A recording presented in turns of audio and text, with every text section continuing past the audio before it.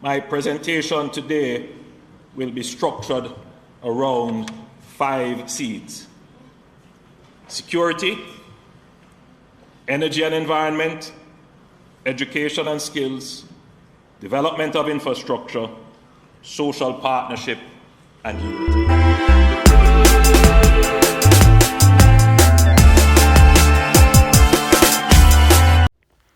Blessings everyone, welcome to the channel. This is Ladybeunstoppable. If you're new here, remember to subscribe. This video will feature the Prime Minister of Jamaica. Watch the video till the end and let me know what you guys think about what he said as it relates to Mark Golding's speech. You can go back and check out Mark Golding's speech on my channel. If you have not yet subscribed, remember, hit the subscribe button and watch the video till the end. Executive powers, if used at an extended scale, could be a threat to democracy. And we, on this side, recognize that, and we have never debated that point. We've used it because it was efficient, it was quick, it gave us agility to respond. And I think when the history is written about this period, it would be said that the government conducted itself well within the bounds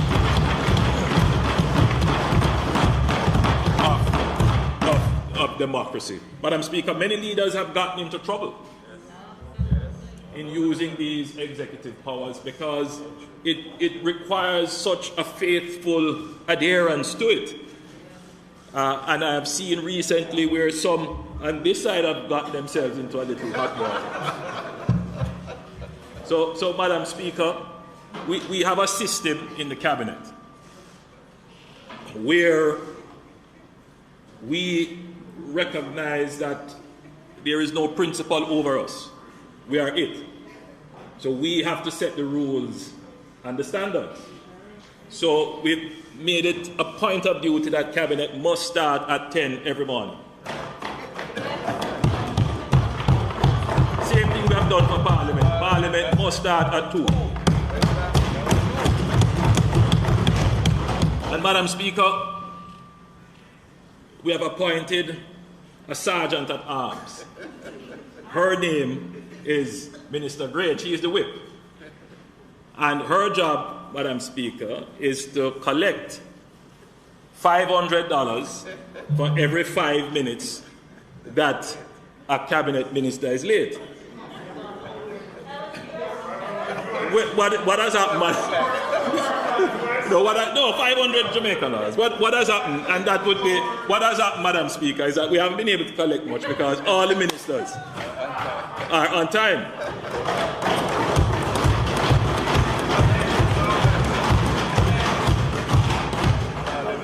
So Madam Speaker, I think we should be considering it for Parliament. But with what I saw yesterday, where some people were starstruck and forgot their senses, I believe they should be fined.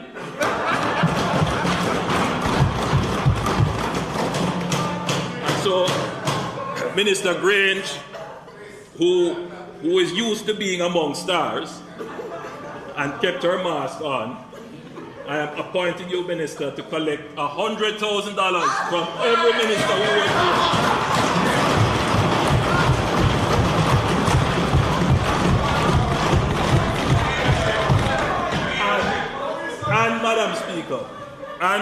And Madam Speaker, make a donation to a worthy charity.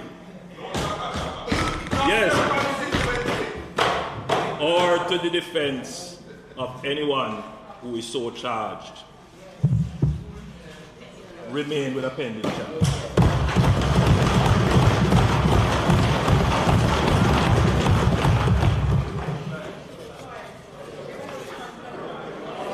Madam Speaker,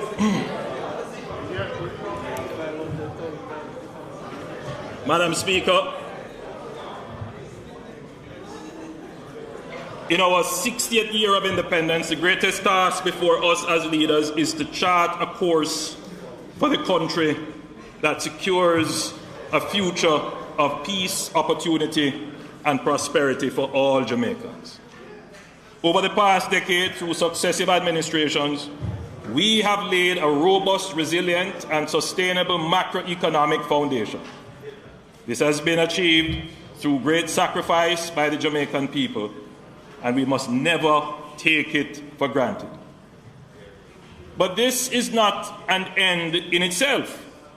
It is the means to fulfilling the dreams and aspirations of the Jamaican people.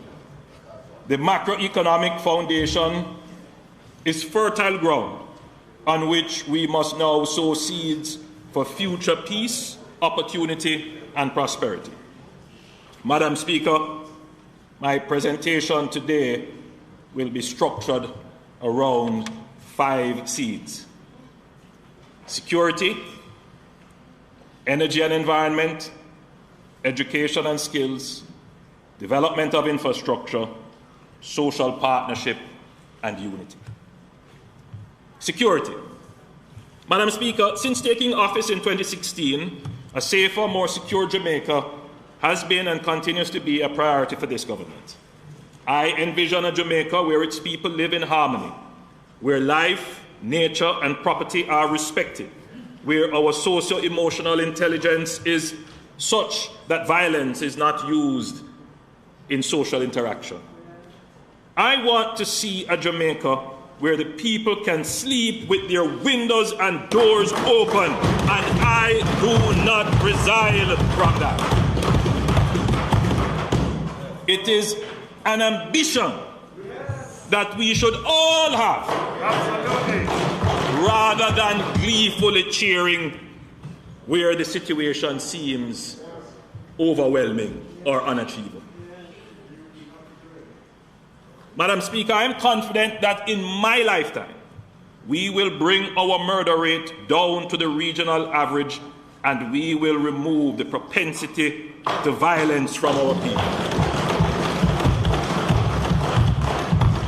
Madam Speaker, I have dedicated myself to this cause, and my resolve is still in this matter.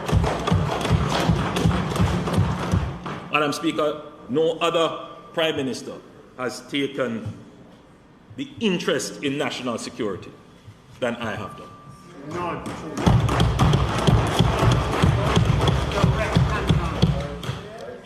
In 2017, we started Plan Secure Jamaica, a comprehensive whole-of-government, multi-year plan to decisively and sustainably address the epidemic of crime and violence.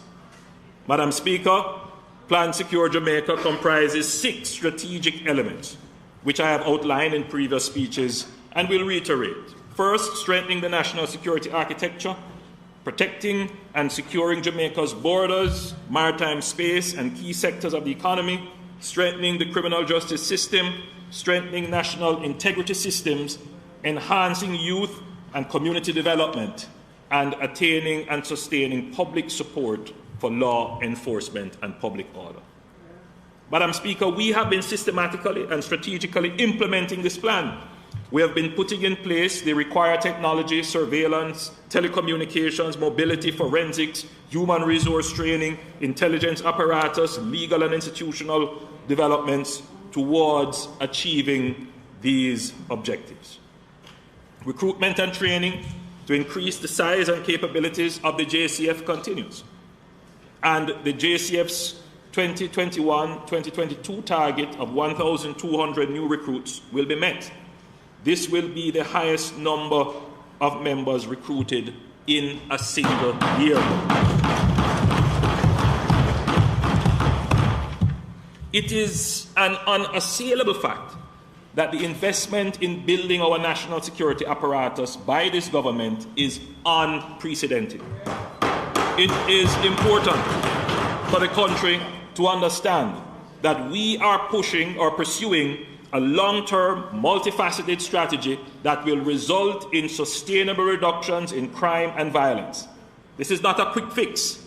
Under Plan Secure Jamaica, we have started to strengthen our national security architecture by increasing the level and intensity of cooperation between agencies in the security space to narrow the opportunities for crime and remove the profit from crime.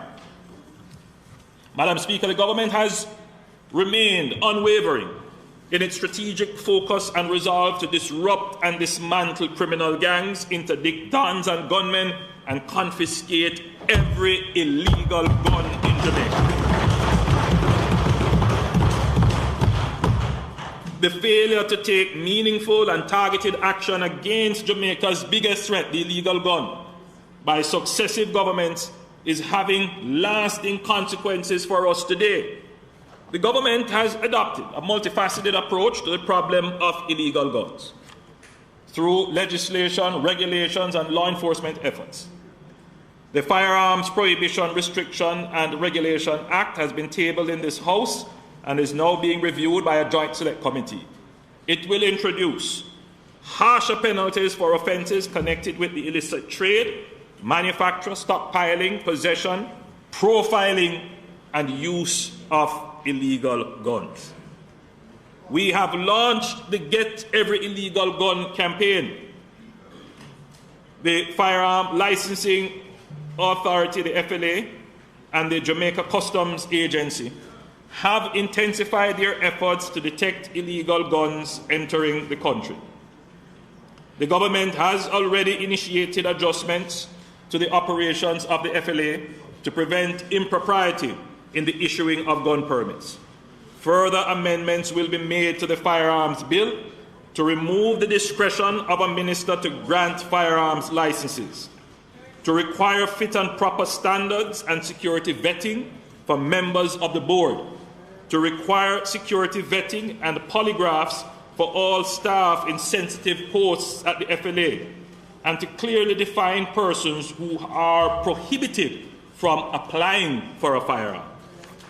Madam Speaker, there have been many calls locally for our security partners to assist us with the detection of guns coming into our ports and the interdiction of persons overseas sending these guns to Jamaica. Our partners have been cooperating with us, both on guns and lottery scamming. However, from our side, we must show that we are serious. It cannot be that agents at our ports are complicit in facilitating the import of illegal guns and contraband, and nothing is done about it. It cannot be that lottery scammers and other unfit persons are able to get legal guns to carry out their illicit activities.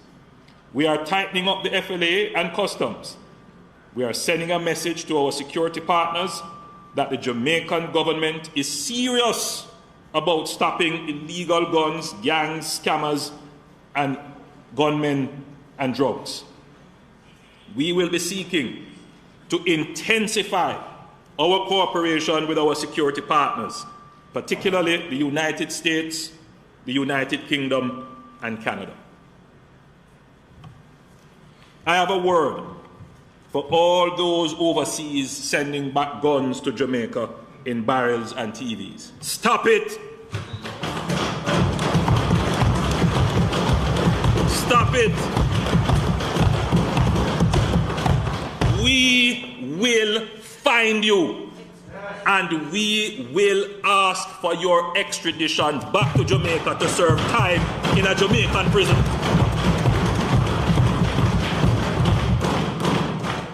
That is another key element of the strategy, Madam Speaker. We have to have stronger, closer relations with our security partners on these matters so that they see we are serious.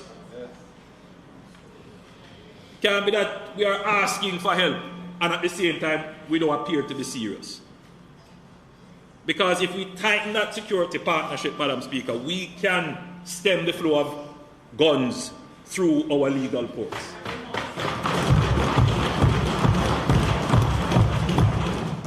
So, Madam Speaker,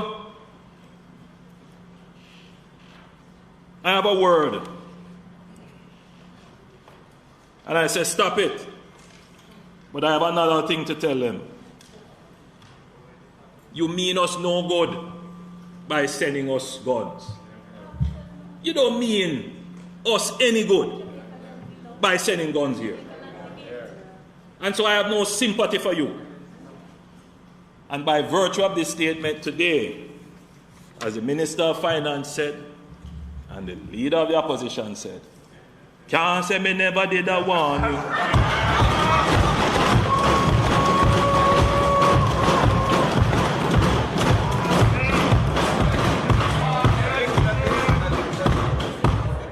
Recently,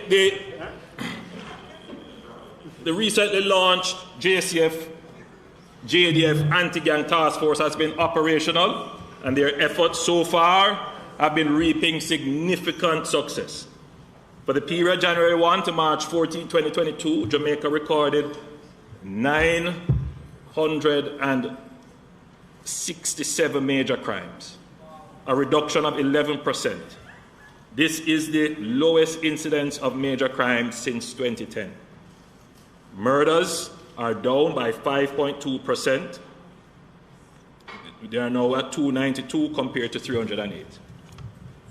At this point, Madam Speaker, shootings are down by 19%. There are now 222 shootings compared to 274. Madam Speaker, I'm sure we have noticed that whenever we talk about a reduction in murder, very shortly thereafter, we see a spike. I used to say to the Minister of National Security, don't say anything about it. And then an interesting revelation from a trial.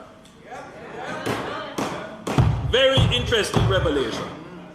But we knew this because, Madam Speaker, our intelligence was telling us that, the average Jamaican looks at crime as a simple street-level activity.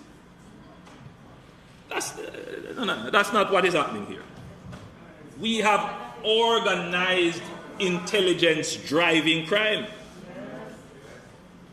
These are not poor boys of circumstances. These are criminals managing large enterprises who use their power and influence to affect the state, because that's effectively what that criminal was doing. No, the government will look too good, man. You have to turn it up.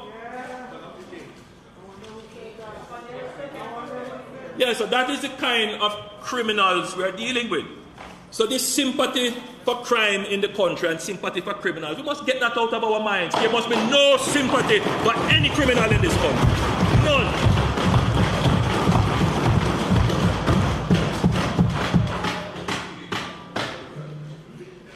We have, Madam Speaker, 196 firearms have been seized, which to date, might be even more, which represents an overall increase of 26% and a 100% increase in rifle seizures. The campaign is working. People are giving information.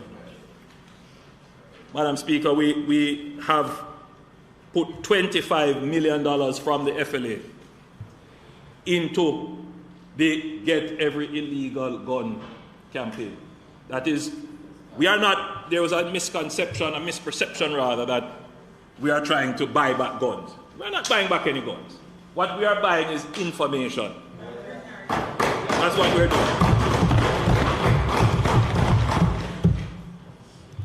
Madam Speaker, for the last 50 years, illegal guns have posed a challenge for Jamaica. 70 to 80% of all murders involve the use of an illegal gun. We must change the risk-benefit structure around illegal guns. Presently, the risk of owning an illegal gun is relatively low compared to the benefit that a gunman gets. With the new policies, laws, and capabilities coming into effect, the risk of being involved in any way with an illegal gun or a gunman will far outweigh the benefit claimed from having an illegal gun. We are changing the narrative where in some communities illegal guns are a part of life, a part of our culture, and many, especially our young men, don't see them as illegal or even as a danger. While some will choose education as their tool of empowerment and earning respect, some youth unfortunately choose the gun as their route to getting respect and money. We cannot ignore the social factors that have embedded this approach in the minds of our young people. But Unfortunately, over the years, we as a society have excused the possession of an illegal gun as a means of correcting historical social inequities. We have even cast the illegal gun as an economic tool, a means of livelihood, eating of food. We have been ambivalent in denouncing the illegal gun. We have been sympathetic to those who present the argument that they possess an illegal gun for their self-defense. Yet we look with alarm and amazement that our murder rate is rising, that communities are captured by criminals while decent law-abiding citizens tremble in fear of teenage gangsters. We have set back for decades the acceptance, Madam Speaker, of the gun culture. And we have sat back and we have seen the gun culture taking over our youths and our communities. We cannot sit by any longer and see the gun take over our society.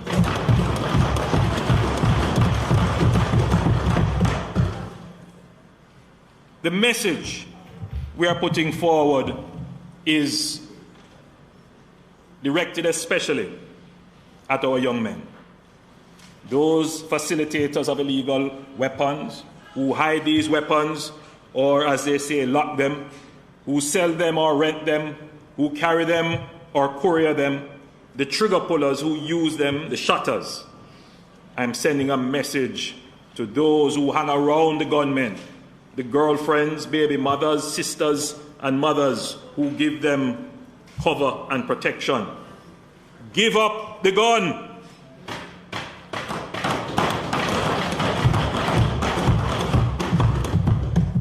We would have seen the increase and sustained focus of the security forces so far.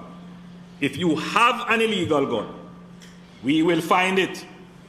And the consequences, if you are connected with it, will be grim and certain. Finally, to mothers and family members of those young men who have illegal guns, talk to your sons and deliver the warning to them. Discourage them. Help them to give up the gun. Tell us where it is and let us find it and get it out of your life. Again, can't say me never did I warn you.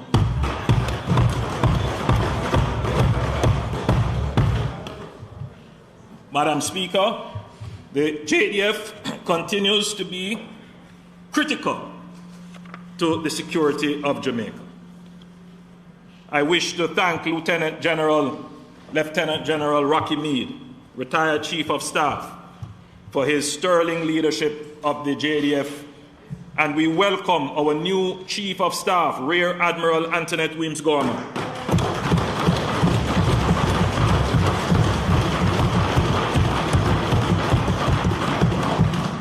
As part of Plan Secure Jamaica, we have been expanding the capabilities of the JDF in air, sea, land, and cyber domains.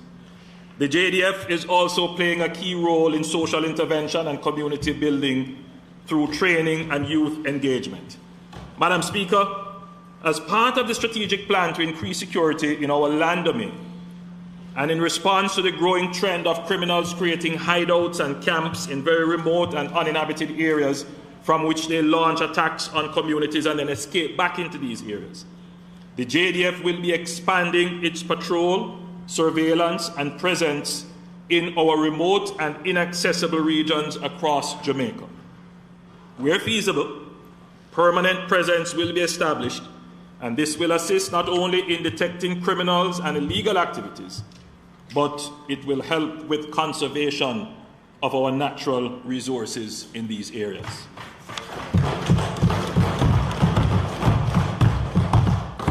Madam Speaker, on Thursday last, I approved the transfer of over 100 acres of hilltop land from the Windsor Farm property in Warwicker Hills to the JDF for the creation of a special operations base.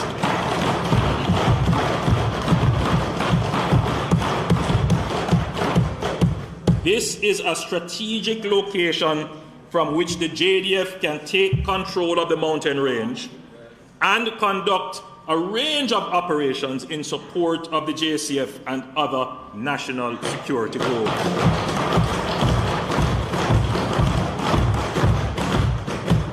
Madam Speaker, this is the first of many such bases to come.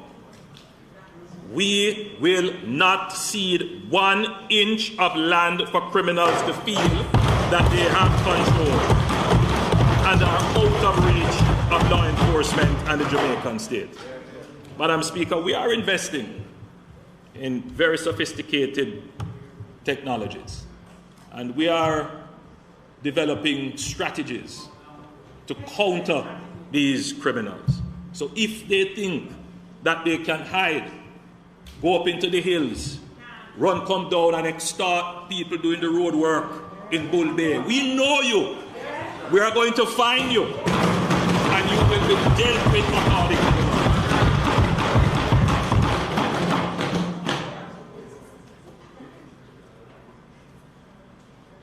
Madam Speaker, too often our intelligence points to crimes being directed from prisons, including the ordering of murders.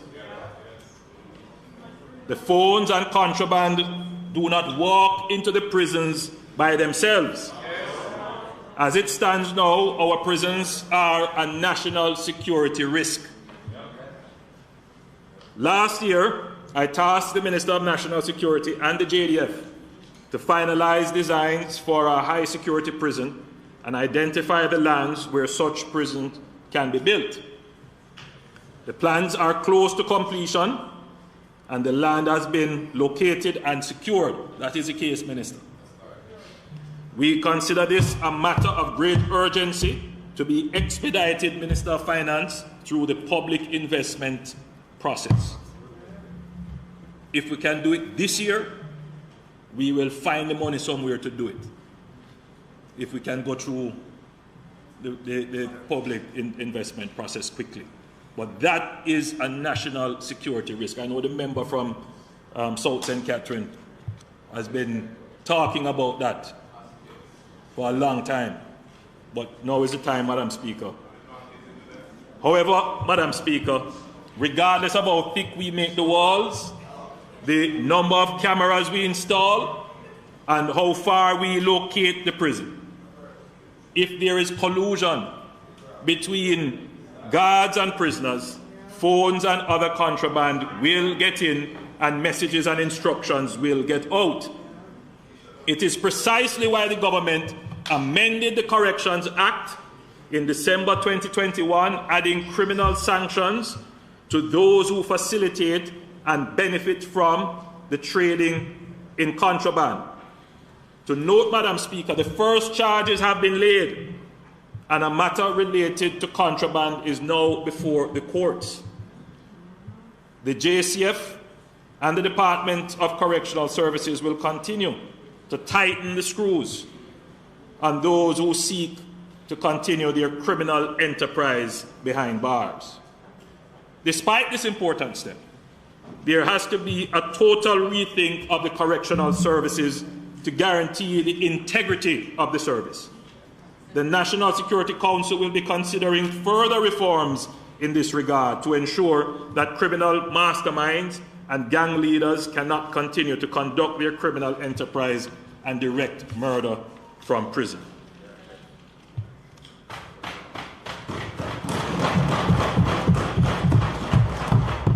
Madam Speaker, this government is pursuing a comprehensive, sustainable strategy to improve our security and sowing seeds of peace, opportunity, and prosperity.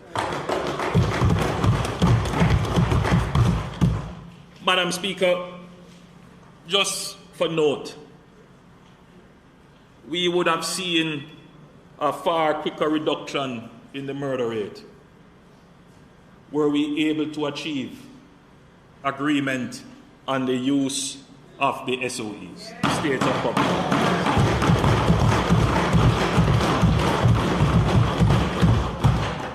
Madam Speaker, I think about all the lives we could have saved.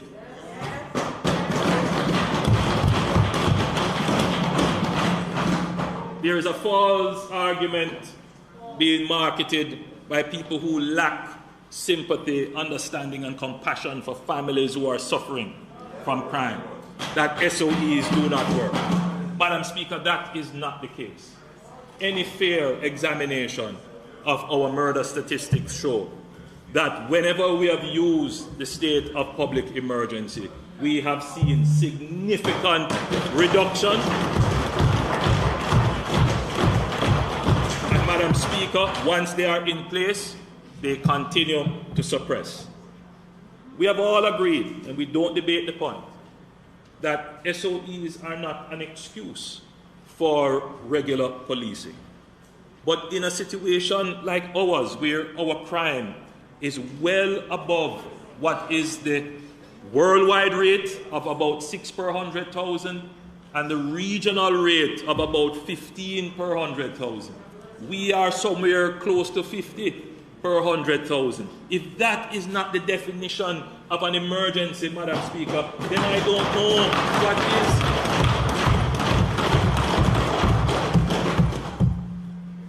But as I say, Madam Speaker, it is what it is. Madam Speaker, I now turn to energy. Just as the world seems to be getting over the worst of the pandemic, the war in the Ukraine has further disrupted already fragile global supply chains and worsened high inflation levels through spikes in global commodity prices, particularly the price of oil and gas, casting a shadow over global economic confidence, just at the moment optimism about the post-pandemic recovery was beginning to take hold. This geopolitical crisis, thousands of miles away, is of macro-critical importance for Jamaica. The cost of energy is now a fiscal risk and likely to become our most significant growth impediment.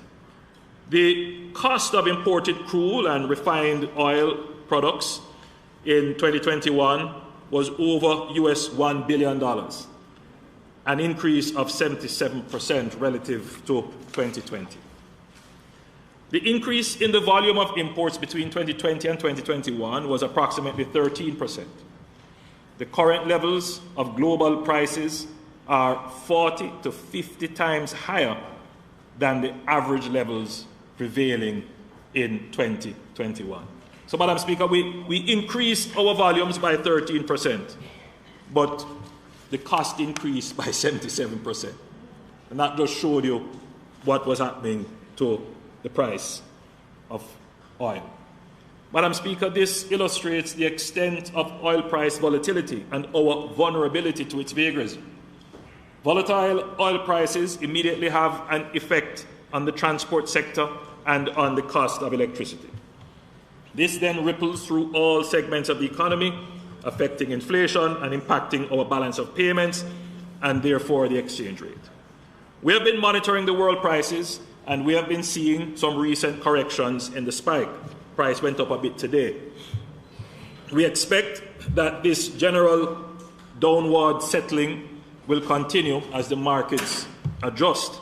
However, prices are likely to remain high, and in the long term, the fundamental volatility will continue. The fiscal response to uncertainty and volatility is to build buffers to absorb shocks. This means being disciplined with revenues and targeting expenditure to the people who are hardest hit and least able to withstand adverse price. There are calls from certain quarters to give up revenues, while at the same time calling for increased expenditure. The two things are not sustainable without increasing borrowing. While the opposition can make these calls without any political accountability, it is the government that must balance the books of the country so that all Jamaican households can balance their books in return. Madam Speaker, Jamaica has been through its period of populist economics and reckless fiscal management. It has landed us in high debt and made us unable to respond to crises without incurring further debt. It was not too long ago that the Jamaican people would tune in to these budget debates with great fear and trepidation that there would be an increase in tax rates or the introduction of new taxes. No, Madam Speaker, the only controversial thing coming out of the Finance Minister's budget presentation is whether or not it was Keisha or Kedisha.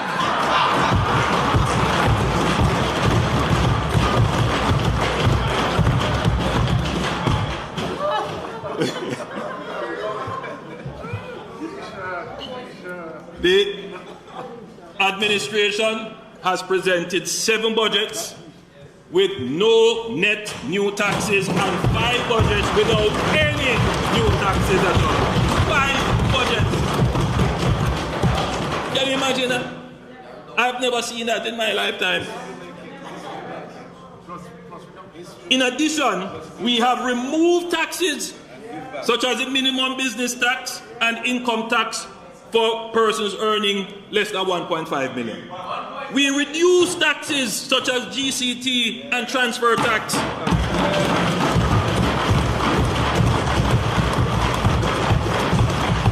I am sure every Jamaican is quite appreciative of the fact that in the midst of the economic fallout from the pandemic, which was the worst global crisis in 100 years, and now exacerbated by oil price increases, factors outside of our control, our government can come to the people and say, no new taxes.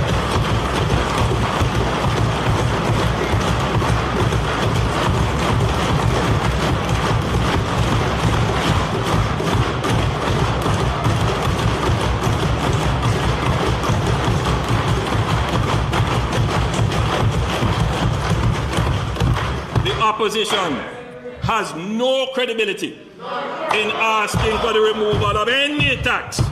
The last PNP administration raised taxes every year on the Jamaican people.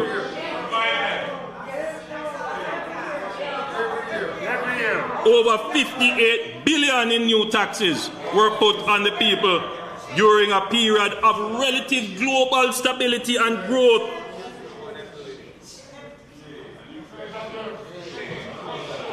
Madam Speaker, we cannot go back there.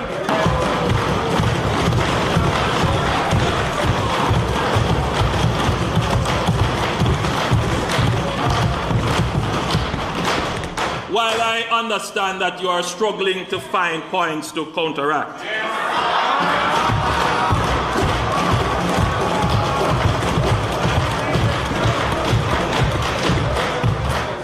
urge the opposition to remain true to the national social consensus around fiscal discipline, which they helped to build, and not to sacrifice this consensus for political expediency.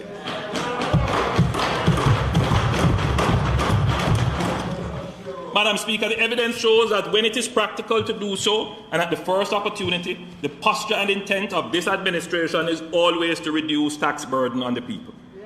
As we recover and our fiscal situation improves, I am sure that there will be more opportunities for givebacks and tax removal.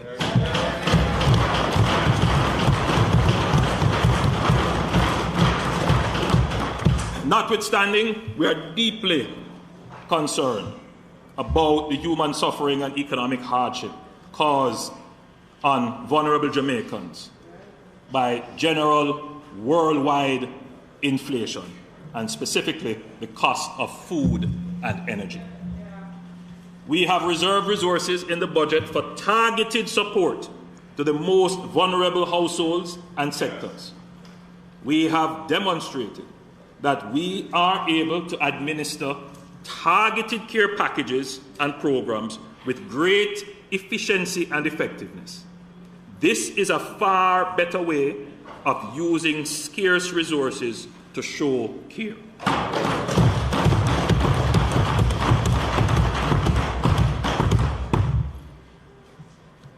Madam Speaker, short-term cushioning is an important response to the oil price shock. However, we must take bold and decisive steps to reduce the extent of our dependence on oil and gas imports for our domestic energy needs. Before I go on to those steps, Madam Speaker, I think I need to make a point, and the Minister of Finance will probably reinforce that. It is always amazing to me, Madam Speaker, that the opposition calls all the time, calls out the inequality in our society. And by any measure, Jamaica is one of the most unequal countries, certainly in terms of income distribution in the region. Latin America is much worse. But in the region, in the Caribbean. But, Madam Speaker, if it is then that we have this inequality, particularly in income, and you're going to give a tax break, you have to be very careful that that tax break does not help to exacerbate inequality.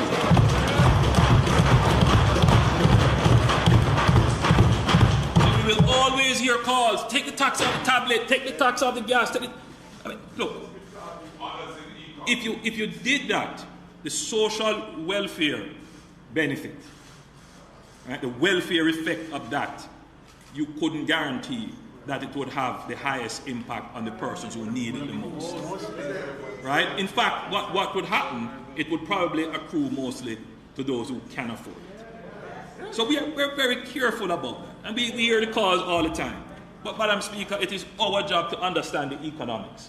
Other people can talk, we have to understand our policy.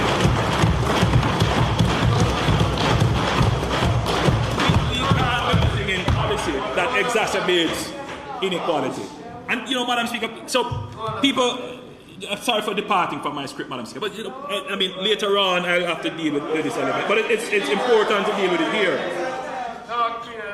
So, Madam Speaker, one of the reasons why we promote the digital society and we promote things like NIT is to help us in our strategy of direct transfers, so that we can properly identify and account for those who truly need the help.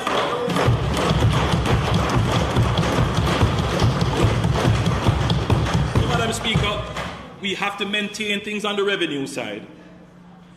And once you have the revenue secure and protected, then you can make a decision as to how you will spend it. Now, your spending strategy can be sharpened if you have proper systems of identifying beneficiaries, because then you can spend directly on beneficiaries who need it. And it is in that way that you reduce inequality.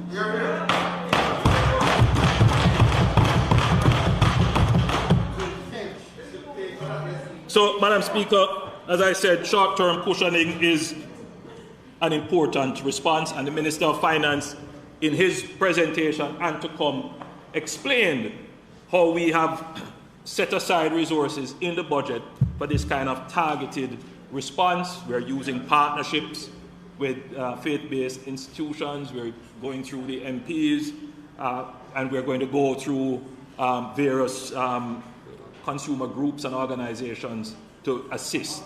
And the Minister at a later stage will give us more details as to that targeted approach. But in the long term, Madam Speaker, as we know, in the long term, cushioning is self-defeating. In the long term. Because what you end up doing, Madam Speaker, is depleting your revenues such that you cannot help when you really need to. That's what it does. So you have to balance it very carefully when you decide to do cushioning. Right? You have to be very strategic and very careful with it, because you don't want to deplete your revenue, have people having expectations, and then the only way out of that politically is to go and borrow. And then when you borrow, the pool that you can use to support is smaller because now you have to pay interest. And it narrows over time your policy space. Does that sound familiar, Madam Speaker? That was what was happening to Jamaica for the last 30 years. Man come with sweet mouth and promise you, oh, we're going here, oh, promise you this and promise you, don't know where the money coming from.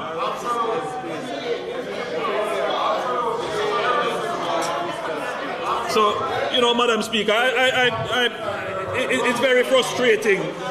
I must tell you, Madam Speaker, it's very, very frustrating listening to the level of public debate and commentary on these issues, because the people don't take the time to truly understand what are the challenges that we face.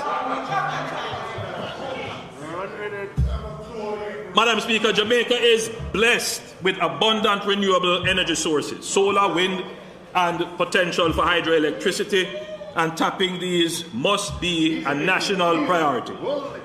We must transition quickly from carbon-based fuels to renewables as the base of our electricity generation and commuter transport.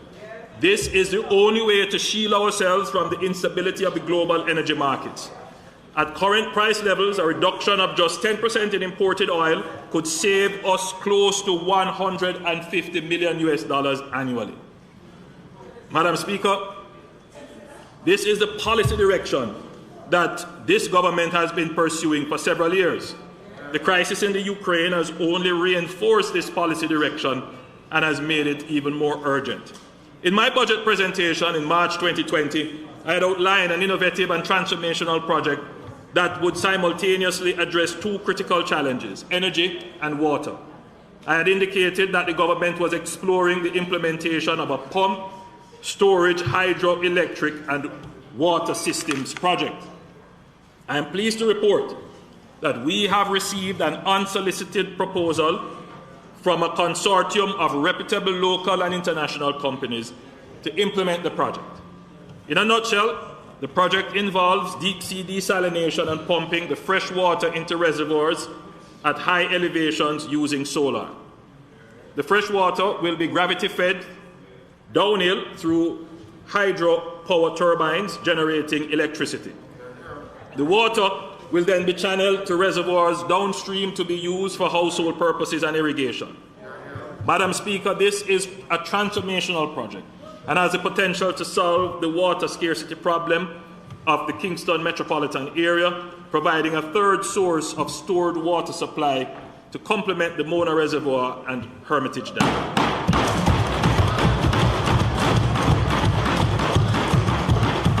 At the same time, it would generate a significant amount of hydroelectric power.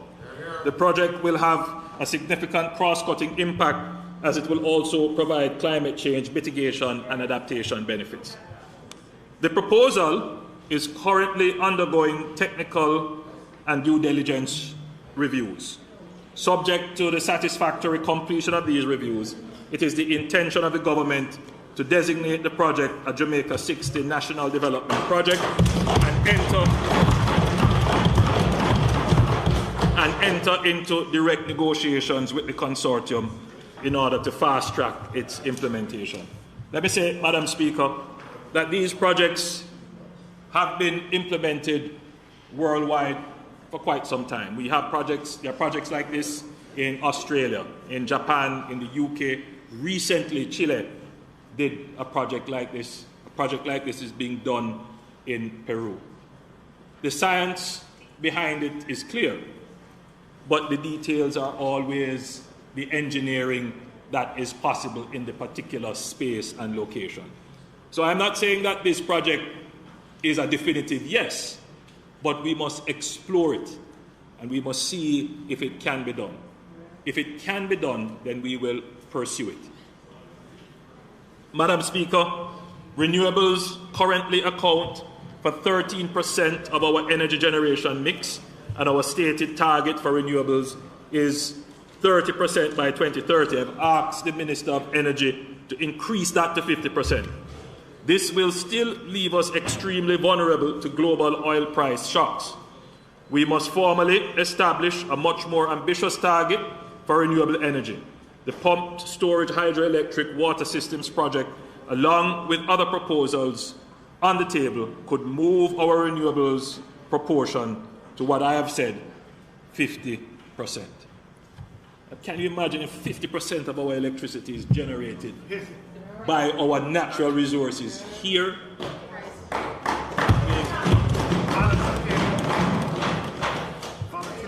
The world is reaching a tipping point for the adoption of electric vehicles.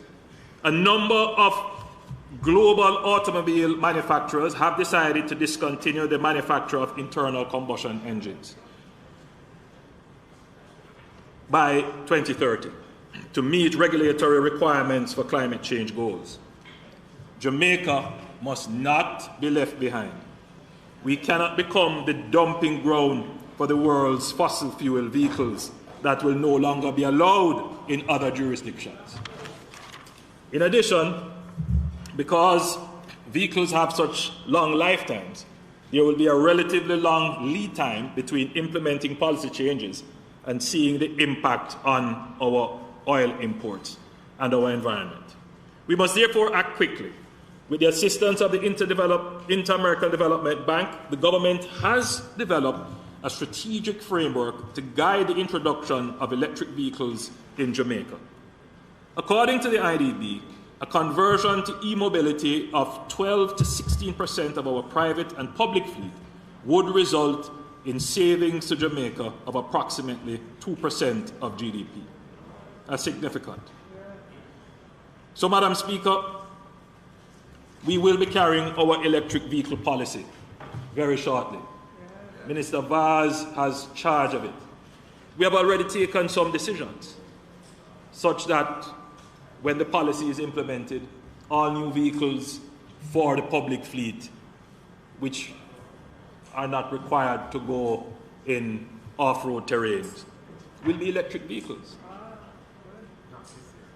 Once the policy is implemented, the minister has already given some incentives towards people who want to purchase electric vehicles. So we are starting on that path. But Madam Speaker, let me tell you, I am committed. You know, it's not often that you exist at a time in life when you are seeing such rapid transition in technology. Who would have thought 10 years ago that the internal combustion engine for vehicles would become obsolete? Madam Speaker, we must never let it be the case, as I've said, that the rest of the world dumps their cars on Jamaica and we are still saddled with them while the rest of the world is advancing. Right? We must take the decisions that we are going to be on the cutting edge as well.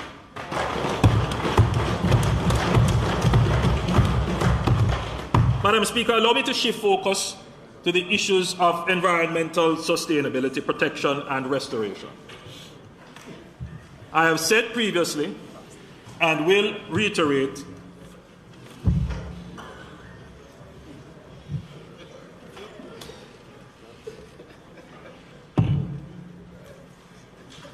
Madam Speaker, I took a little bottle of something here. Don't worry, Mark, it's not Isla Victory.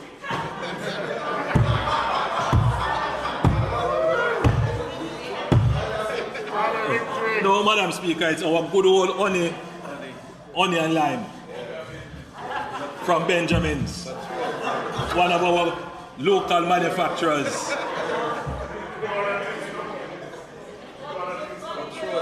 It have a little, so what it says? It says honey, rum, and lime.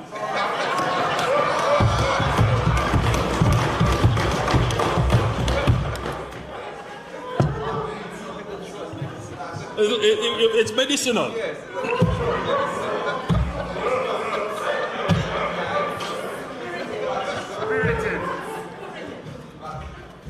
I've said previously, and will reiterate today, sustainable economic growth cannot be achieved on the back of environmental degradation, and no inclusive prosperity can be steeped in pollution. Madam Speaker, there has been a concerted attempt by many with political motives to spread misinformation regarding the environment and climate change work that my administration has undertaken both locally and internationally. It is my firm view that any objective assessment will show that this is the greenest government since independence.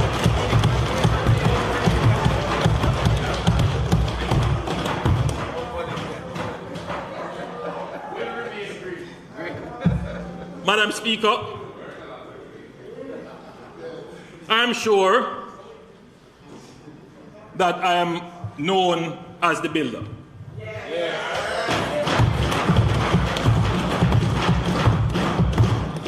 I come from the school of putting one block on top of the other and creating great things. Let me declare, I am pro-development. My wife is a developer.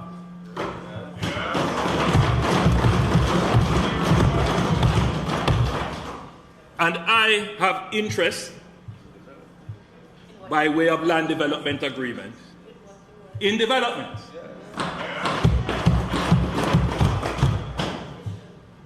Madam Speaker, it is a sign of great confidence in any government and economy, especially during a downturn, to see cranes hoisting in our cities. It represents renewal and modernity. We must be careful not to stifle this very transformational force for our economic development. However, Madam Speaker, I am a man of order, and I believe in orderly development.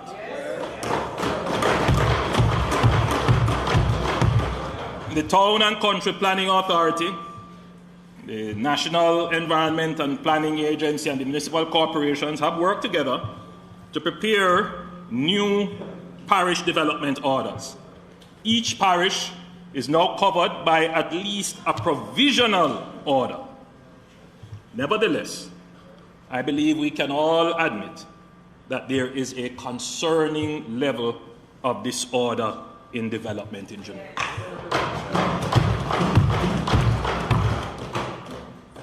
If the transformation of our skylines, business districts, and residential communities is to be sustainable and aesthetically pleasing, then it cannot be done in a disorderly way. There are some developers who are non-compliant. While we make no comment on matters before the court or matters decided on, the government takes careful notice of the issues raised. Madam Speaker, a common theme is lack of monitoring, inspection, and enforcement on errant developers. There needs to be greater clarity and tightening of gaps in the legislation governing development, particularly the approvals process. And there needs to be greater coordination and collaboration between the various agencies and arms of government. Communities have complained of lack of consultation before approvals are granted. Following from my discussions with both the head of NEPA and His Worship the Mayor, Councillor Delroy Williams, who is here with us today, the number of officers will be increased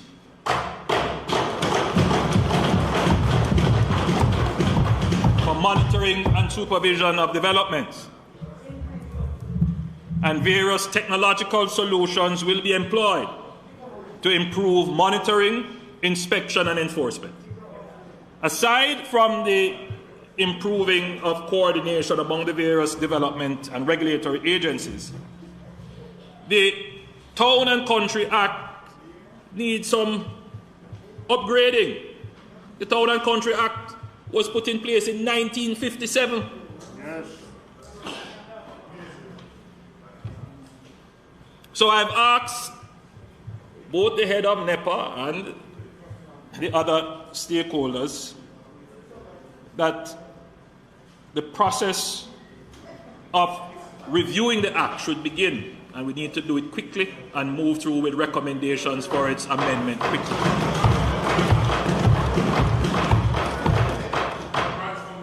And this, of course, should take into consideration the current context, which is that greater consultation should be embedded in the act. The people who live in areas, their concerns ought to be taken in upfront in determining developments. Madam Speaker, the Town and Country Planning Act is effected through the creation of various gazetted legal documents called development orders, which is a public notice of the government's policy intent and direction on permissible parameters, form and functions of development in a parish or in a particular area of the parish. A development order constitutes land and zoning maps, policy statements, and standards relating to land use activities. The development order is important in guiding developers and the wider public on the location, scale, magnitude, and type of development to be undertaken in a development order area. It is also important in setting standards to guide the various planning authorities who must match the various development applications they receive against the standards and guidance in the development orders. It is therefore of utmost importance that the development orders are clear, concise, reasonable, and practical to avoid confusion and vagaries in the application of discretion in the approval process, or the creation of loopholes which can be exploited against the policy intent. Madam Speaker, the issue affecting the various stakeholders in the development space are constantly changing from area to area and changing in their nature as developers seek new opportunities and become more innovative and enterprising. If the development orders do not adequately address the issues, a contentious social mood can emerge against development, and we're seeing that to be the case now.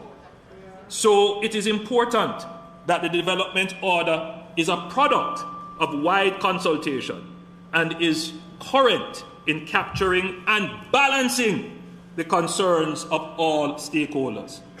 The development order for Kingston and St. Andrew is provisional. It's not final. And it can be changed. And the challenge with it, Madam Speaker, is that it was done in 2017. So much has happened since then. So I have asked the various agencies involved to ensure that the development order is current in addressing the various concerns so that it can be finalized and confirmed by mid-year. That's a target. Madam Speaker, while there is great energy in the private development space, there appears to be very little appetite for developments in urban spaces in downtown Kingston or Lower St. Andrew. I'm not going to call any community names because, you know, the stigmatization, we want to avoid that. So far, the development has been concentrated in and around New Kingston and Upper St. Andrew. This is creating housing for a certain price point and income level, but it is not addressing the great need for affordable housing within the city. The transformation that private development brings, therefore, can exacerbate the inequalities and feelings of alienation in the society. Madam Speaker, looking through a developer's lens, there are excellent opportunities for development in areas like Central Kingston, East Kingston, Southeast, St. Andrew, Northeast, Northwest, and Northeast, to name a few areas. The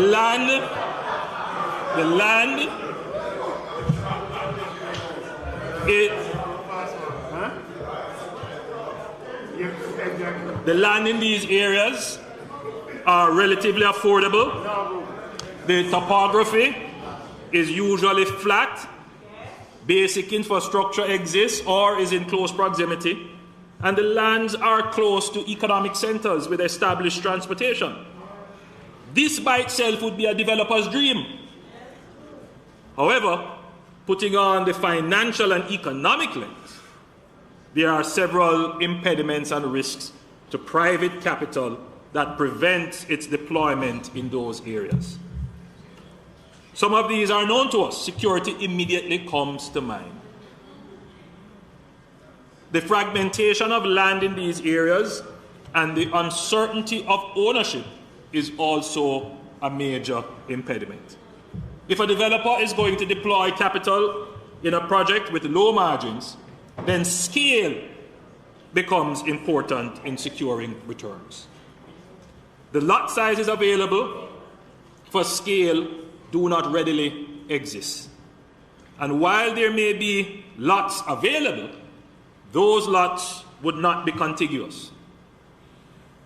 We would want to be able to organize the redevelopment of an entire street or an entire block at once. And then this is how you could get infilling. This is how you could then start to see the regeneration of your urban communities.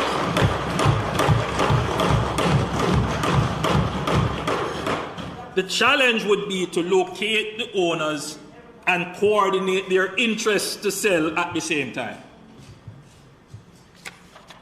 This is often an impossibility and can be long and unwieldy.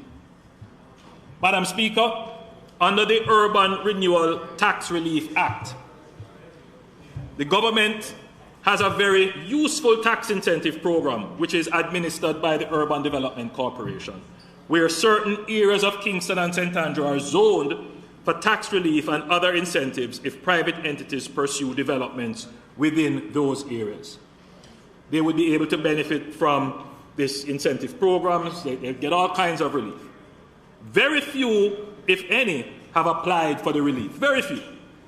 In a recent article in the Sunday Observer on June 27, 2021, a developer explained some of the reasons why developers were hesitant to take up the incentives. Chief among his concern was the bureaucracy surrounding the program and the complications and potential delays which could affect profitability of a low-margin development. Madam Speaker, there is clearly a need for a more coordinated and strategic approach to stimulating and attracting private capital in areas in need of urban development. It can't be, Madam Speaker, that all the investment is going uptown. And as it goes uptown, we end up in social conflict. So, Madam Speaker, in addition, so we have to do something proactive and instrumental to help guide what is really a market failure. That's what we have to do. So in addition to tax incentives, which, very important point, because the minister and myself on Sunday, we were debating the point. We were brainstorming the point, and we were toying with, what could we do? Further incentives, And then when you really examine the problem, the problem is not wholly and solely a financial problem. It is also a regulatory problem. That's at the core of it. So we're going to treat with the regulatory issue. So in addition to tax incentives, government has additional tools In the Housing Act, and not many people know of this act. Leader of the opposition, you're an attorney, you would know this one. The Local Improvement Community Amenities Act, 1977. Very powerful piece of legislation.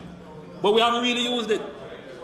So we're going to pull the two acts together and we're going to use them. Well, when we used it recently in Minister Samuda's constituency. Right? So we're going to use them. And government, for the first time in decades, there's also another very powerful tool, aside from the legislation. Very powerful tool. A fiscal tool, but very powerful. Not tax reduction.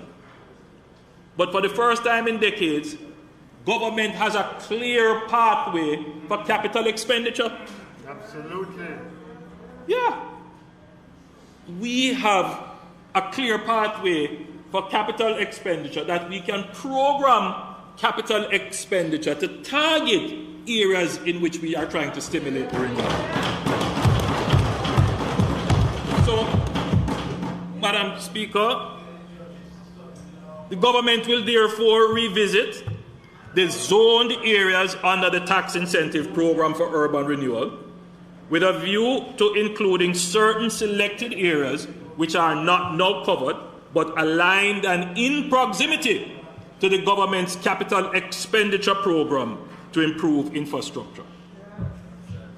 This requirement for the program will be, the requirements, for the program will be reviewed to reduce unnecessary bureaucracy, and the government will use its powers under the various legislations where necessary to acquire parcels of land for the purpose of renewing and developing communities of affordable housing in urban areas.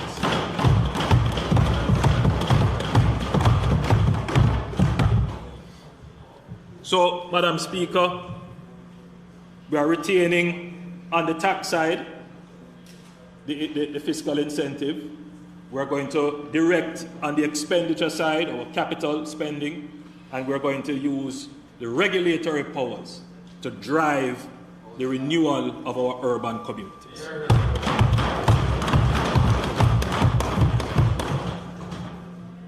Madam Speaker, I have been deliberate in not giving too many details of the specific areas, as I do not want to go ahead of the finalization of the development order. Neither do I want speculators to start to act in the market. Madam Speaker, what we are proposing here will be a game changer for our blighted urban communities and for persons seeking to find affordable homes in Kingston. This is planting the seed for peace, opportunity, and prosperity. Madam Speaker, Jamaica is a member of the High Ambition Coalition for Nature and People, which has set a target of a minimum of 30% protection of land and oceans by 2030. This means that Jamaica is actively pursuing the protection of 30% of its landmass and 30% of its marine areas by 2030. These targets reflect Jamaica's clear ambition to double the targets currently agreed by the United Nations Environment Programme of 15%.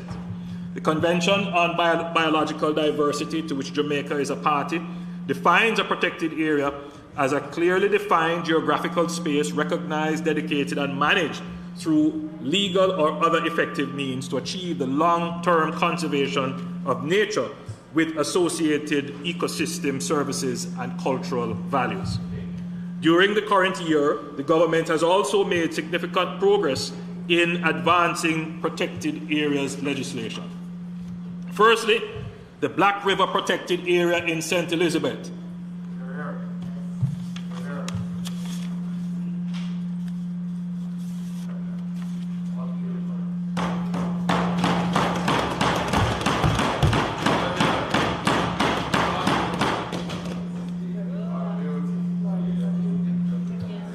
This designation of the Black River Protected Area will preserve the natural and cultural heritage of the area, including the swamp forests, mangroves, beaches, seagrass, and coral reefs.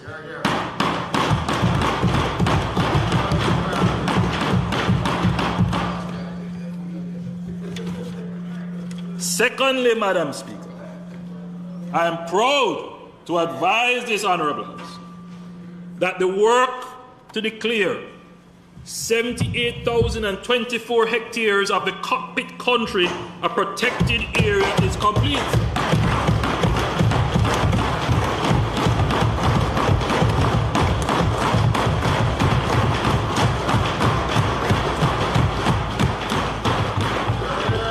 Again in my hand is the gazetted order under the NRCA Act, which provides binding legal protection to the area displayed on the map.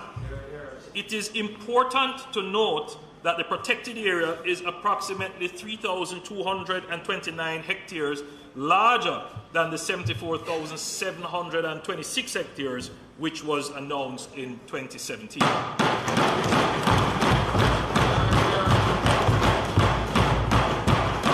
Madam Speaker, the Cockpit Country Protected Area is the island's largest terrestrial protected area and overall the second largest protected area after the Portland Bight Protected Area, which spans 187,615 hectares of both terrestrial and marine areas. To facilitate an accurate definition of the boundary of the Cockpit Country Protected Area, a ground truthing exercise was undertaken. This activity commenced in July 2018 and was completed in December 2021. Completed rather in December 2021. In undertaking this exercise, the department surveyed and installed georeferenced permanent markers along 77% of the boundary and used outstanding topographical features to delimit the remaining 23. Let me say on this, Madam Speaker, we have had reports of persons disturbing the markers which were used to define the area. I am not going to say anything else other than we will be strict in prosecuting persons who do this.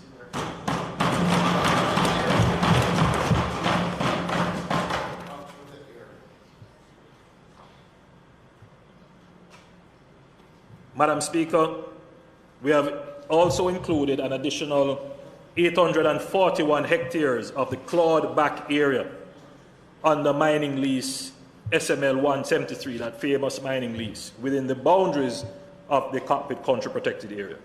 Concurrent with the designation of the CCPA, the government has issued the Mining Prohibition Cockpit Country Protected Area Notice 2022, under which the entire area is now closed to prospecting and mining. There will be no mining in the Cockpit Country Protected Area. You know what? Let me not go on there.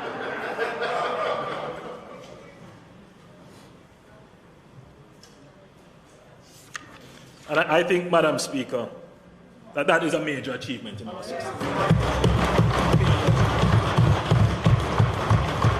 We've been talking about it for decades and back and forth and back and forth. Well, Madam Speaker, we got it done. Yeah.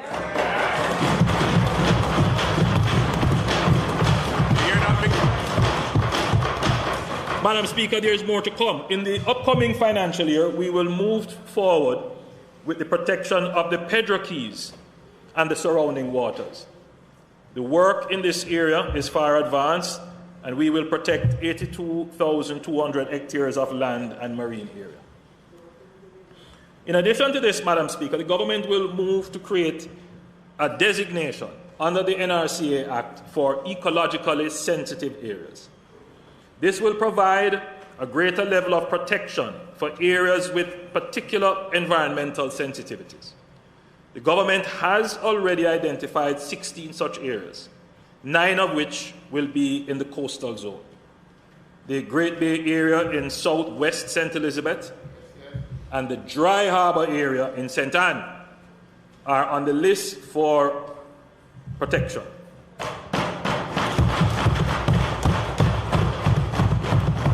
This will mean that activities such as mining will not be permissible in these designated areas.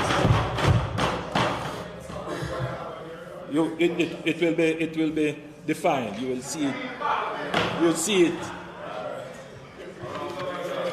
The important part of the statement is that there will be no mining there. Madam Speaker, the addition of the CCPA and the completion of the new designations we will be well on our way to meeting the target of 30% of land and marine areas under protection by 2030. That, Madam Speaker, is a big achievement.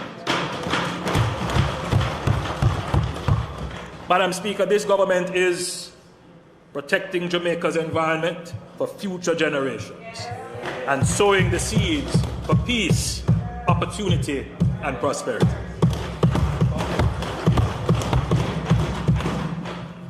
Madam Speaker, I quickly want to turn to education. Education is a foundation on which all our aspirations of peace, opportunity, and prosperity depend.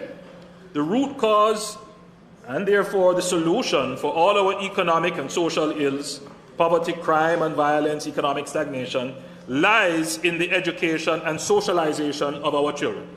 The pandemic has had a devastating impact on education. While there have been many notable successes in getting children tablets and computers, as well as expanding internet access, the learning loss over the past 2 years has been incalculable. Jamaica is not unique in this regard. UNESCO reports that schools closures impacted approximately 1.6 billion children, or 94% of the world's student population. Madam Speaker, I want to thank the many principals, teachers, school workers, parents, and students who have done their best to persevere in the most difficult circumstances. Nothing could have given me more satisfaction than to see our children returning to full face-to-face school. Madam Speaker, we have budgeted approximately $1 billion for the upcoming fiscal year for temporary teachers to help our students. That's a very important point, Madam Speaker. We're not just talking about recovery for learning loss. We are actually putting the money there. Since the recent launch of our extra lesson program to help with the recovery of 2,100 students, 2,100 students have registered for the online extra lesson program, and 11,926 students have registered and are now engaged in face-to-face extra lessons. 6,175 secondary students and 5,751 primary students. I want to encourage all our students and parents to take advantage of this extra lesson support to begin to make up for the learning loss. While we work to address the learning loss from the pandemic, we are concurrently embarking on a systemic transformation of our education system to address 3 fundamental issues. The first is the quality of education and alignment with future job markets.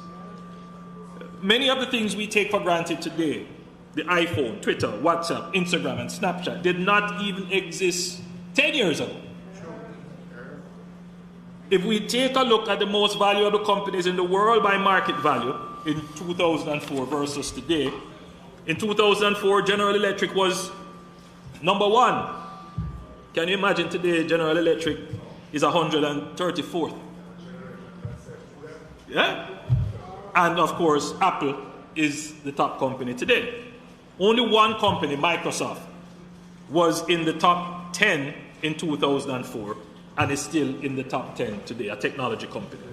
In 2004, only 2 of the top 10 were technology companies. Today, 7 of the top 10 technology companies. This shows us the fast pace and direction of change. We are now firmly in the midst of a global technological revolution, the 4th industrial revolution. that is transforming the way we access information, communicate, learn, and even play. In its scale, scope, and complexity, the transformation is unlike anything we have experienced before. In our 60th year of independence, as we look to the future, Jamaica cannot rely solely on the industries that have sustained us for the last 60 years.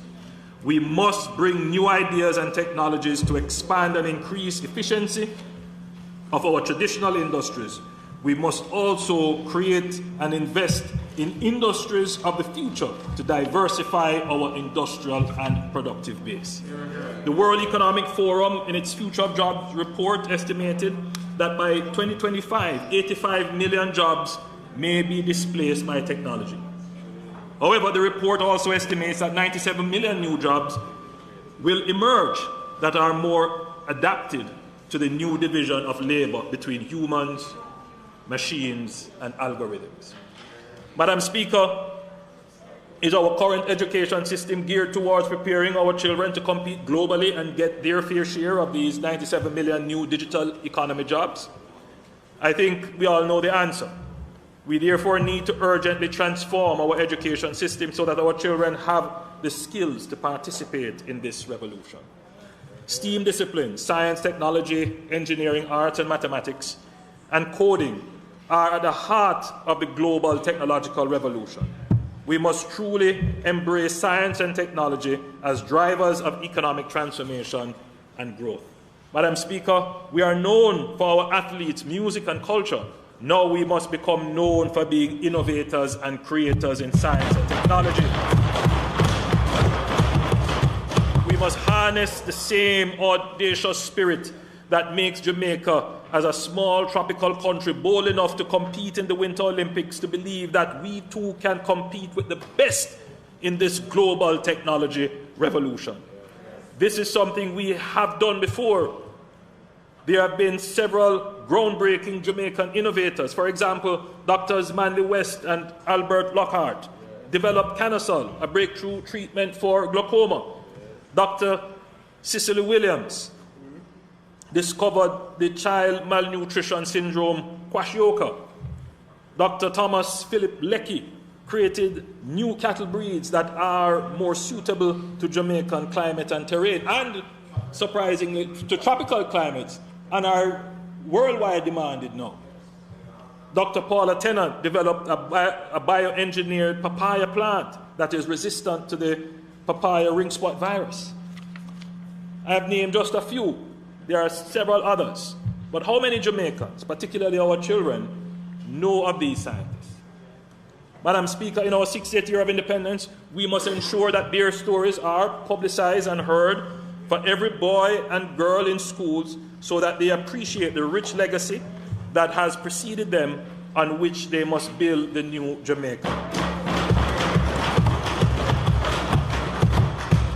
We must endow Jamaican boys and girls with not only the technical skills, but the self-confidence and belief that it is not beyond them to develop the next great innovation, the next Google or Apple, or find the cure for cancer right here in Jamaica.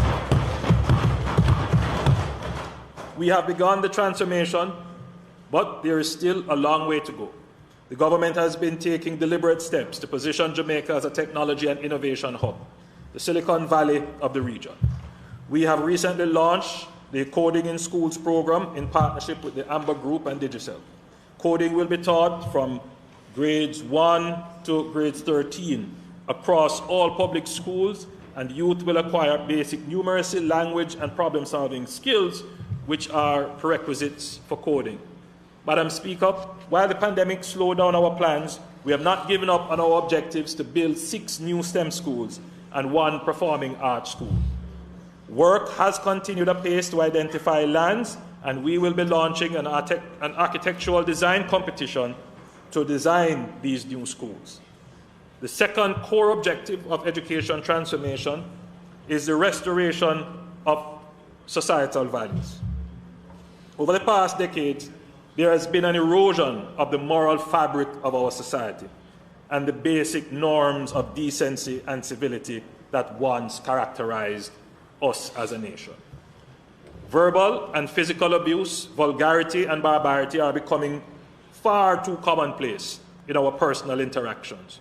We have socialized an entire generation into normalizing violence. This is at the root of our epidemic of violence. The National Commission on Violence Prevention was established to study the problem of violence and the existing strategies being used to reduce violence and make realistic and attainable recommendations. The Commission has been consulting with violence prevention stakeholders in the public and private sector and civil society to identify gaps in past and current initiatives. The research confirms that violence prevention is a complex task and requires a comprehensive approach, including legal, educational, cultural, behavioral, and social protection interventions. Another critical finding is that violence prevention is most effective when it begins at an early stage. Parenting support and early childhood development are critical investments in violence prevention. Over time, violence prevention recommendations will be used to guide the creation of policies and programs geared towards a shift in cultural norms and behaviors.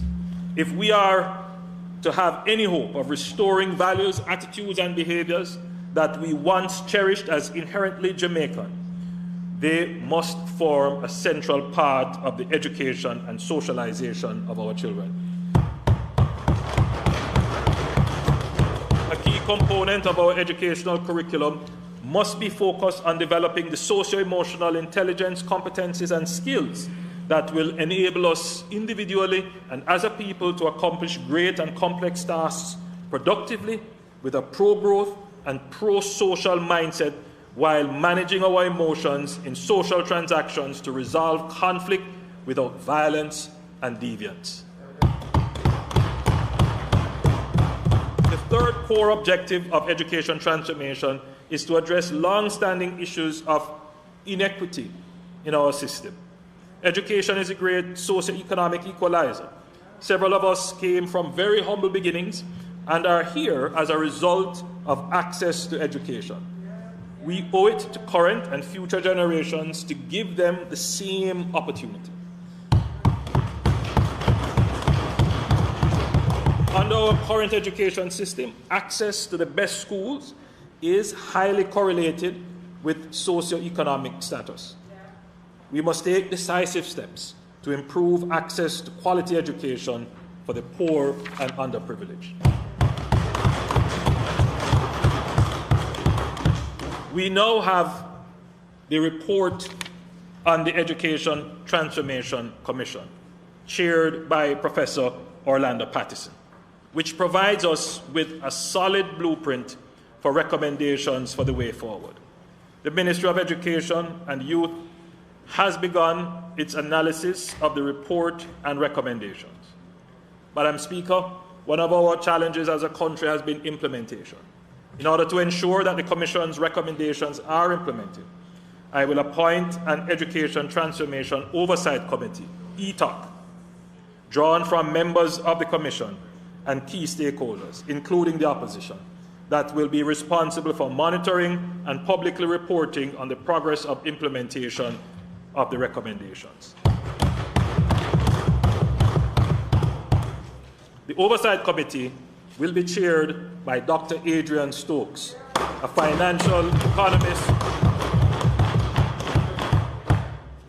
and a senior business leader who is a director as well at the DBJ. Madam Speaker, let me turn to the Heart Trust NSTA. Over the 40 years of its existence, the Trust has trained and certified hundreds of thousands of workers and established an enviable institutional framework for TVET in Jamaica. In fact, the last Global Competitiveness Report issued by the World Economic Forum in 2019, Jamaica is ranked 36 out of 141 countries in the quality of vocational training. Jamaica was the highest ranked Caribbean country and the third highest in Latin America and the Caribbean.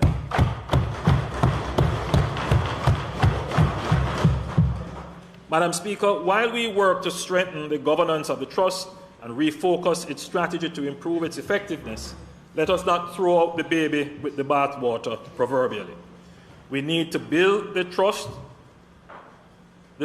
multi-decade institutional knowledge in the fields of technical and vocational training, national service, and lifelong learning. Madam Speaker, I have appointed a new board under the chairmanship of Professor Alvin Wint. The key changes that the new board intends to implement are: 1, improvement in the quality of vocational training through increased integration of STEAM, that is science, technology, engineering, arts, and mathematics. A shift in the training model to a greater focus on industry attachment through apprenticeship, reintroduction of service corps to increase engagement of unattached youth and strengthen national service in environmental management, geographic information systems, infrastructure and construction, document management and digitization. And we will increase our engagement of at-risk youth.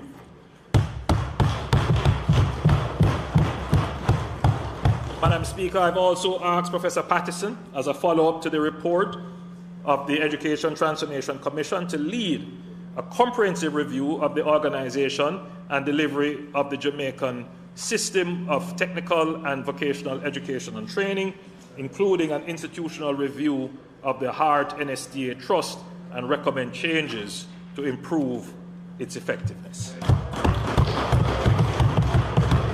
Madam Speaker, this government is transforming our education system and sowing seeds for peace, opportunity, and progress.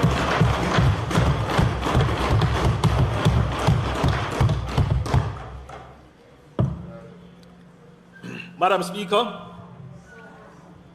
this government has always viewed development of infrastructure as a key driver for progress and a critical enabler for productivity, job creation, poverty reduction, and sustainable economic growth.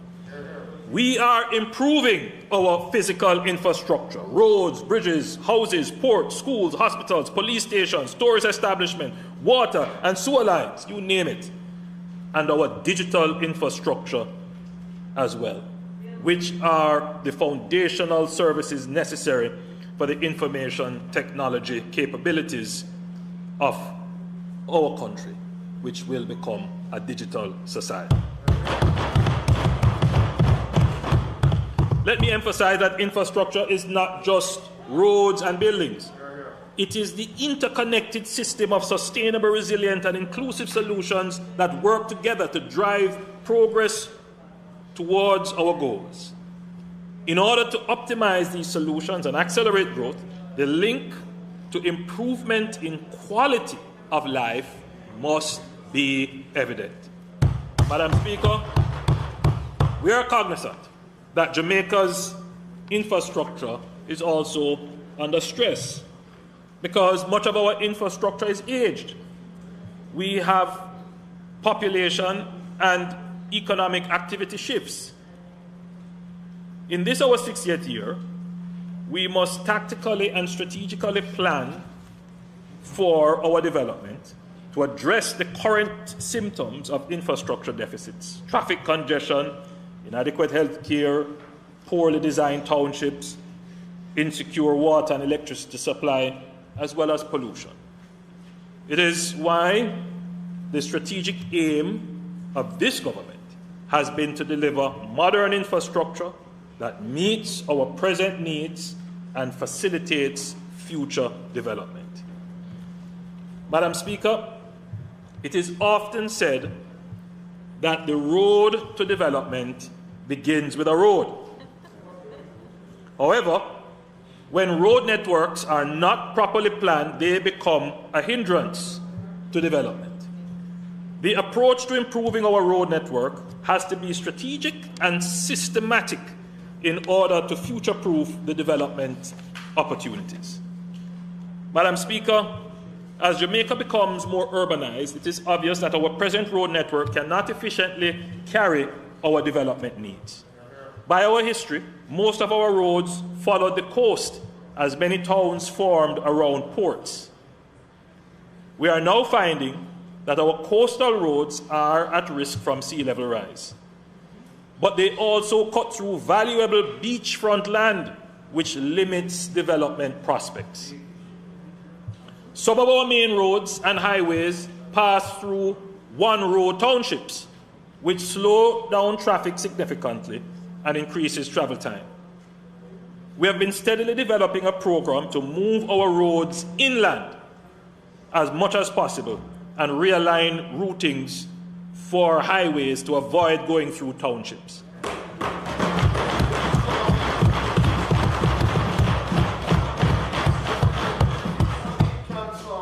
However, we are realigning the road and bypassing townships so as to create safer and more resilient infrastructure and improve drivability and shorten journeys, which is good for commuters, and it is also good for the towns by taking off unnecessary congestion. Madam Speaker, the grand vision, which is also a practical vision, will not only involve the relocation of roads to safe ground and better alignment. There are townships that in their present locations are indefensible to climate change effects or logistically challenging for greater development plans. I know the minds of some is that towns are immovable. Once they are there, they will always be there. But I wish, Madam Speaker, to disrupt that thought process. Not all towns are immovable. And not all towns last forever. And indeed, Jamaica has the capacity to build new towns and build new cities, move others. Yes, we can do it.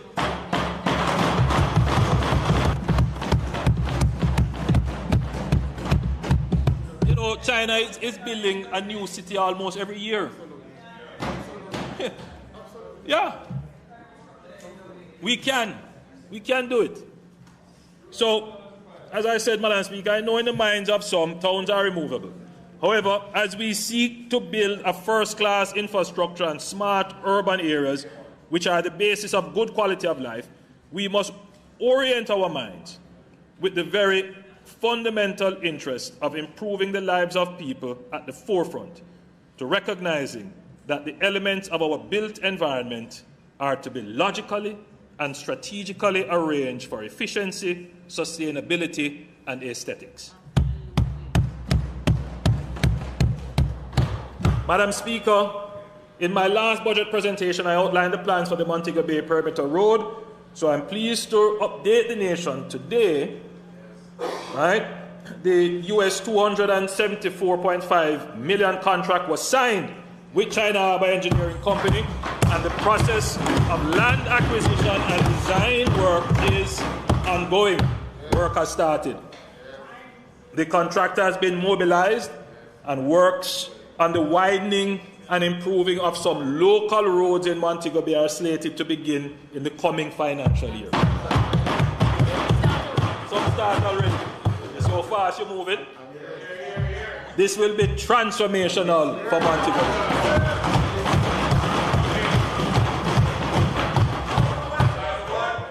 Allow me to note two other important features of this major road project.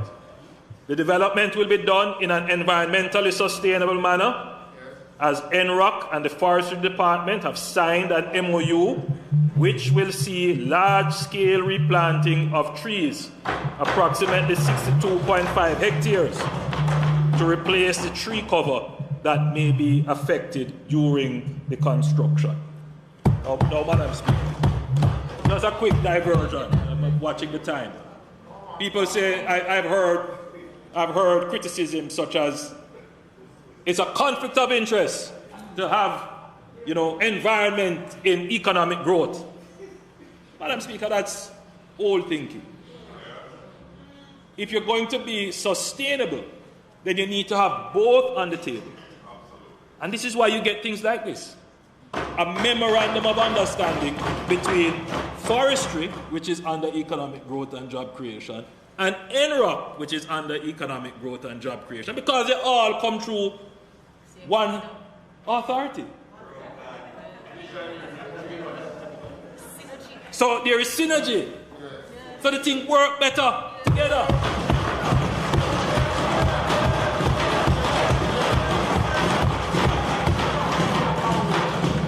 Madam Speaker, the contractor is contractually required to collaborate with the Heart Trust NSTA on ensuring Jamaican workers are trained and benefit from knowledge transfer. How that come about, Madam Speaker? Because Heart comes through the same authority as NROP. So we put the two things together, Madam Speaker. We make sure that they work together for good. So, Madam Speaker, this is not going to be a project where you're going to see a whole lot of imported workers. This is going to be a project where you will use local workers. And it is not just there as laborers, they will be there as trainees to learn and develop the skill. Because, Madam Speaker, if you think that you see road work yet, I literally had to cut and say, you know what, I can't give them everything this year. Leave some for next year. Madam Speaker, it is such a tremendous significance that I will again highlight that this will be the first major highway development which is financed with Jamaica's own resources rather than borrowing.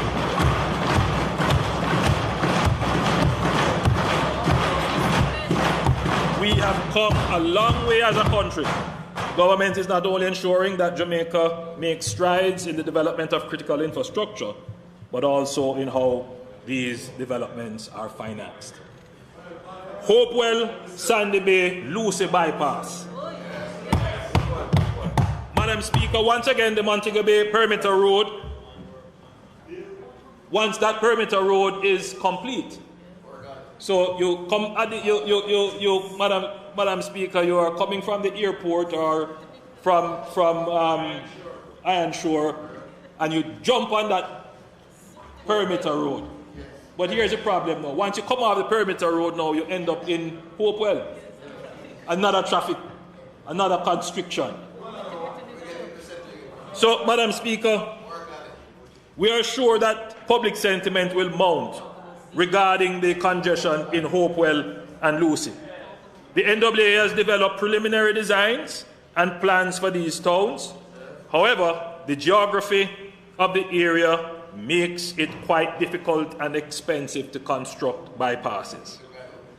I have assigned Minister Homer Davis to begin consultations with the Hanover Municipal Corporation and the political representatives on possible solutions and strategies that could be employed to achieve the objective of improving traffic flows and developing the township. So we know, Madam Speaker, that we can't just go and say, this is what we're going to do. So we have a design, but we need to bring the people along. So, which is why Minister Homer Davis will start that process. So, there will have to be a conversation. Because, I mean, maybe I shouldn't say it, but maybe it should be in the consciousness of people. Sometimes it might be cheaper to move the town than move the road. So we have to look at the cost effective, the economics of it. And maybe moving the town to a new town means a better town for everybody. Plus improved traffic flow. So, Madam Speaker, we shouldn't wed ourselves to how things are now. we should look at things and say how they could be and strive to achieve.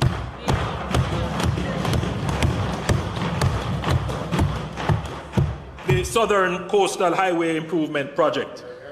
Madam Speaker, the implementation of the Southern Coastal Highway is one of the government's flagship road projects for this upcoming fiscal year.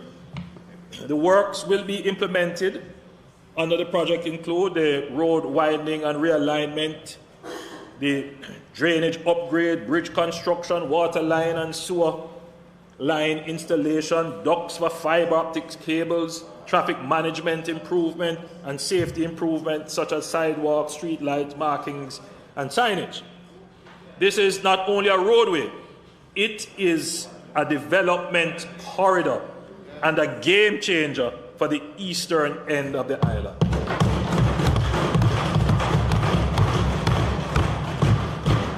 Madam Speaker, Tranche 1 of the project has 5 packages, which are between 63% and 78% complete, with the Hordley to Long Road and Mansion Hill to Fair Prospect stretches at the highest level of completion.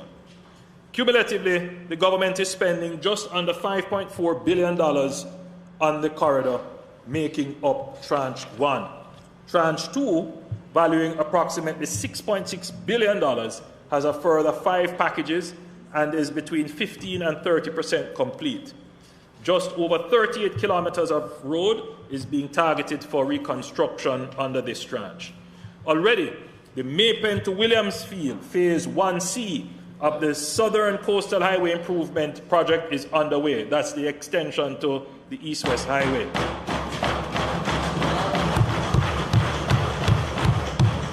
Upon completion, this road extension will enable the bypass of the winding and narrow roads of Porus in Manchester,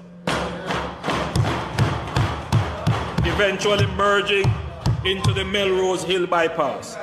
It will reduce the travel time from Kingston to Williamsfield to approximately 40 minutes.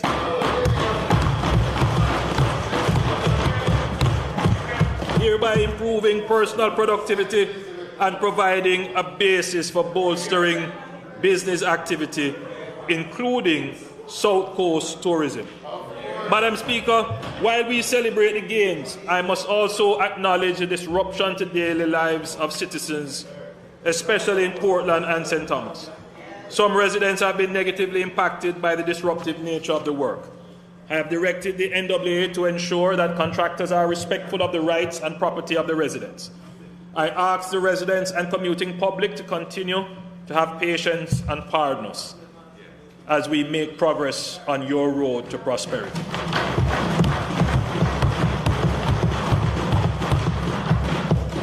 You will be the beneficiary of a high-quality integrated road infrastructure that will enable future economic development, at least for the next 40 years. I want to talk a little bit, Madam Speaker, about the North Coast Highway project. Madam Speaker, traffic volumes along the North Coast Highway have increased significantly since it was developed in the 1990s, and therefore exceed the design capacity of the current roadway. With new housing and commercial establishments along the route, the highway in some sections functions more like a local road with many ingress-egress crossings and encroachments. This means that travel time and congestion on the roadway will be increased for road users. We have been hearing the complaints of the traveling public on this very important corridor. NROC has commenced a project planning exercise to upgrade approximately 60 kilometers of roadways from Sea Castles in St. James to Marmy Bay in St. Anne, from 2 lanes to 4 lanes, with a 21-kilometer 4-lane bypass for the now constrained and congested towns of Discovery Bay and Runaway Bay.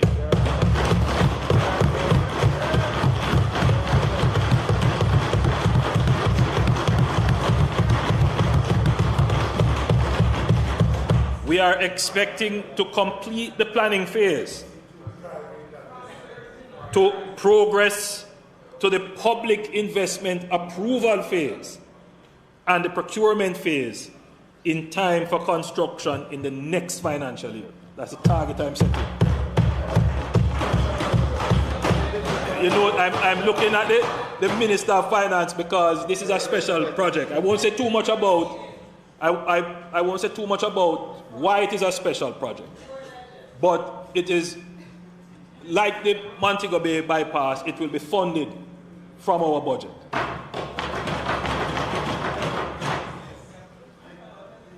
Madam Speaker, I want to spend a little time on the Montego Bay bypass. Madam Speaker, the NWA is currently carrying out shoreline protection work on sections of the North Coast Highway that leads through Montego Bay. In addition to the threat from the sea, the road leading through the town is significantly congested. I don't know if you have ever Montego Bay. If you have ever driven through Montego Bay. Yes, I saw him. Yes. There was no congestion at that time, though.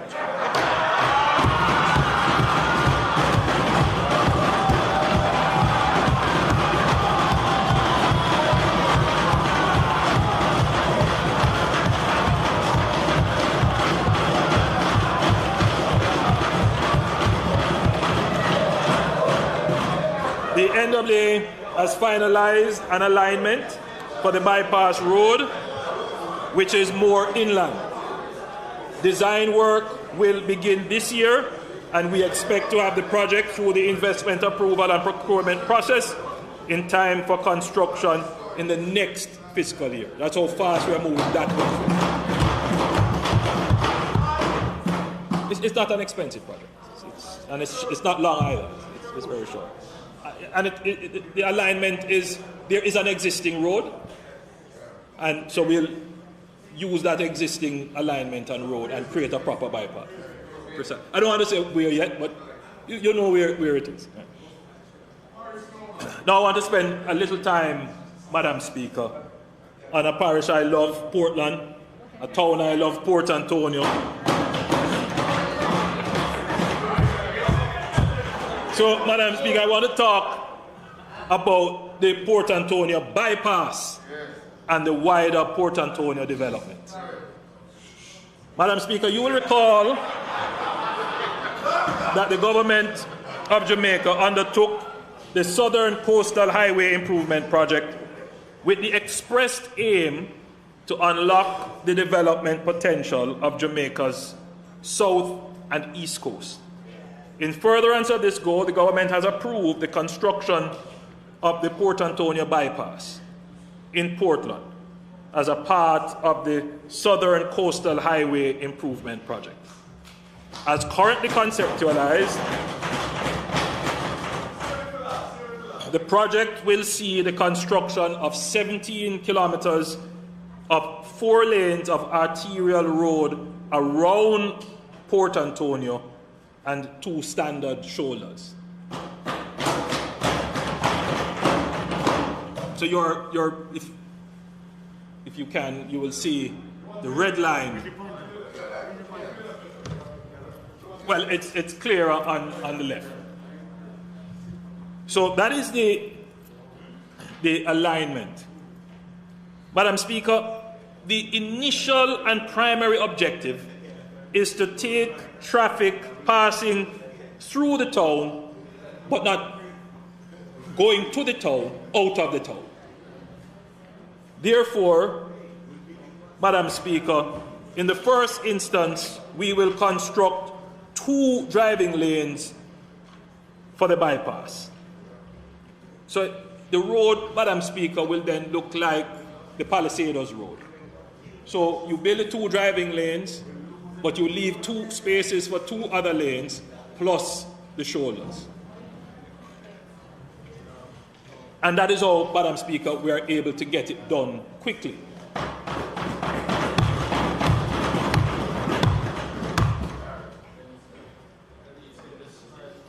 So, Madam Speaker, in the medium term, and we will also leave a reservation for a utility corridor.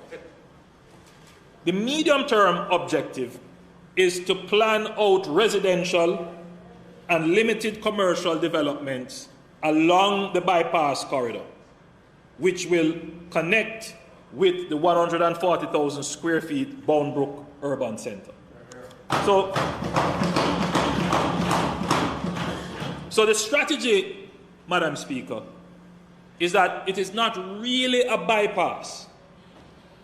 It is a development road. That's what it is. But what we're doing is taking the road through relatively virgin territory, bypassing the main town, but strategically plan out around that bypass road, and then that bypass road will eventually become the development main road through a new development for Port Antonio.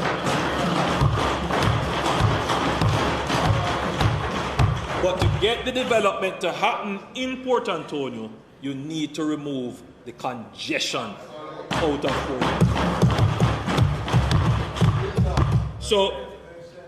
So this will create opportunities for the people of Portland to have access to structured development while lessening the urban use of Port Antonio itself. You know, Port Antonio is such a beautiful town, but you're not going to be able to truly realize the beauty of the town and to benefit from it because it has so much urban and, you know, domestic uses that it takes away from the town. So this is what we mean when we say, Madam Speaker, we're planning. That's what planning is about. Urban planning.